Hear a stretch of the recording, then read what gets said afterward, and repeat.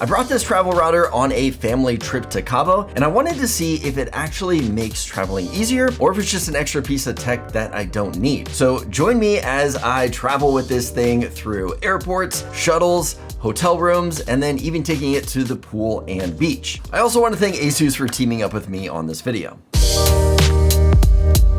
TSA warns not to use the Wi-Fi at an airport because of how dangerous it is and the security concerns. But with our travel router here, we have a built-in firewall that is going to keep us safe. So getting this set up won't have to worry about all of the hacking, losing your information, or just all of the security issues that come with being in a public setting like this.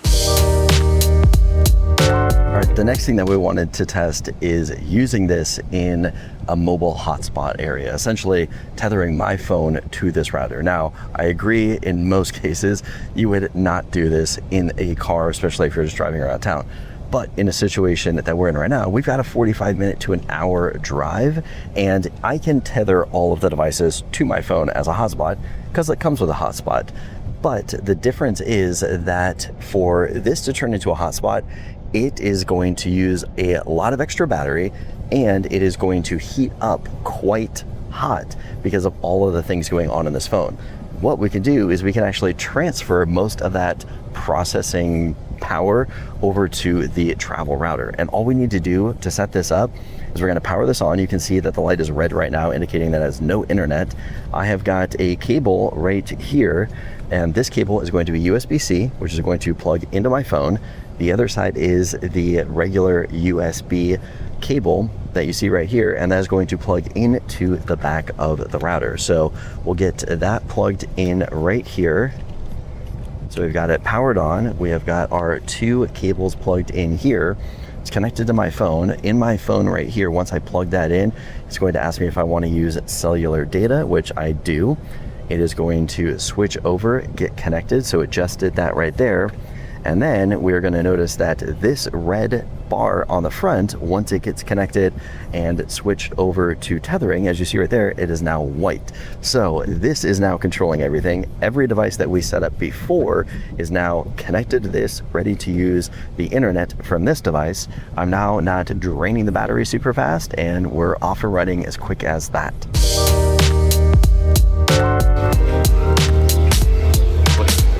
We are going to have a ton of fun on this vacation, but first things first, we need to test out that travel router and see how easy it is to actually set up and start using. All right, this process is supposed to be really simple. We just plug it in because we've gotten everything already connected at home.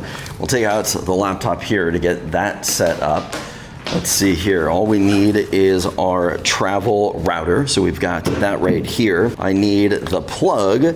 So I actually purchased a 6-foot USB-C to USB-C cable for mine because I never know where plugs are in a hotel. But I've got this one I'm gonna plug in right behind the TV here.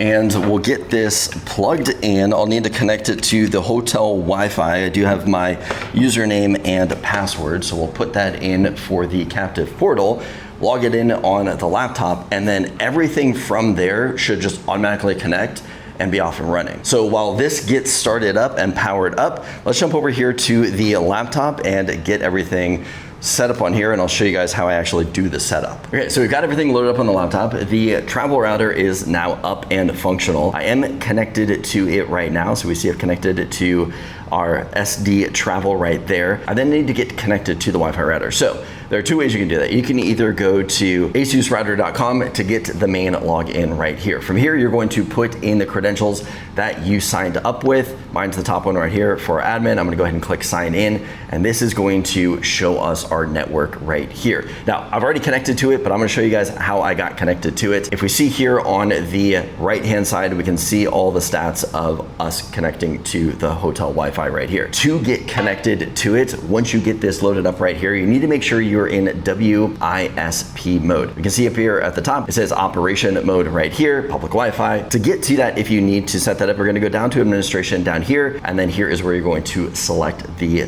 one that you need. Scroll down, click on save it to get that set up. Because I already have mine set up, if I need to get connected to a new Wi-Fi, up at the very top left corner up here, we're gonna click on Quick Internet Setup. I will click on here, and this is going to get us through the process of getting connected to our hotel Wi-Fi. So it's searching for local networks right here. This is what it has found for us. I clicked on the 5 gigahertz band, so the Pueblo Bonita one right here. So I clicked on that. This is going to be our SSID, so what we're calling our device. This is also something I had said before. I'm leaving this one the same.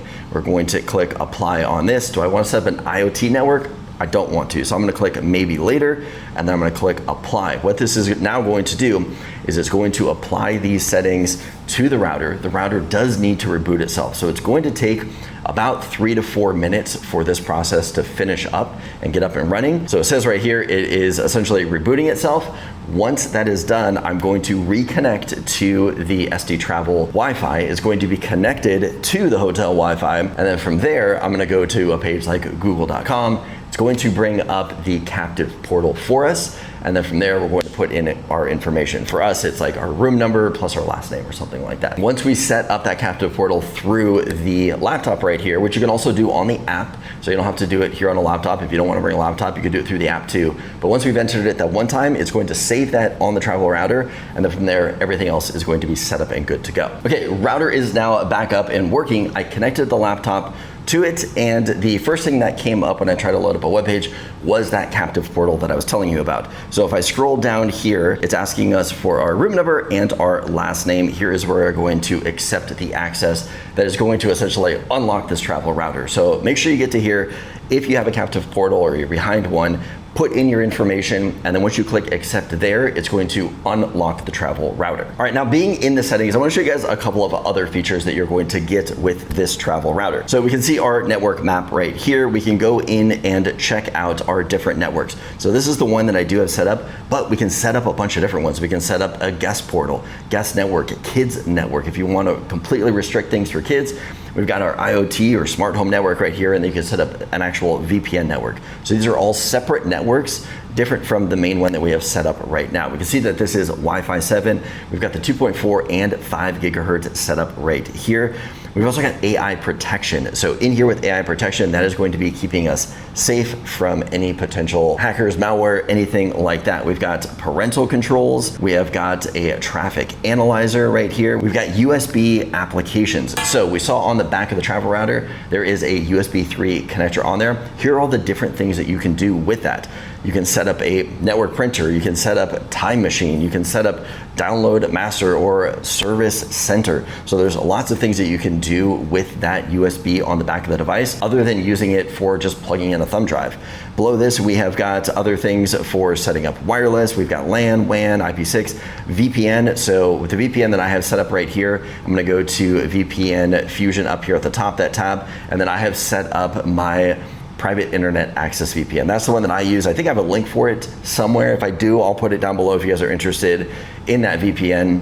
That's the one that I use though, but you guys can look it up yourself or find one that you do like. I use the private internet access one right there, and then I've got mine set up to connect. We've also got our firewall down here. We can set up your different firewall settings, and then below that we've got administration. Now here is where you're going to set up your different connections. So we've got our connections right here for Ethernet or Wi-Fi, or if you want to set up mobile tethering. We've also got advanced setup right there. For the most part, I think you're going to use just Ethernet if you're at home, or even if your hotel has Ethernet in the room, which is pretty rare these days, but if you can get that, you are going to have a much more stable and fast connection, which is awesome. We've also got another really cool feature with this device right here, and on the side of the travel router, we have got a toggle button, and with that toggle button, you can set up different scenarios. So we've got the multifunction button option right here, and we have got the VPN Fusion, we've got the LED light on the front, so if you want to disable that, you can do that with this switch on the side. You can change your Wi-Fi, guest network pro, we have got home and travel, and then we have got just the ability to just have no function at all. So if you want to turn it off,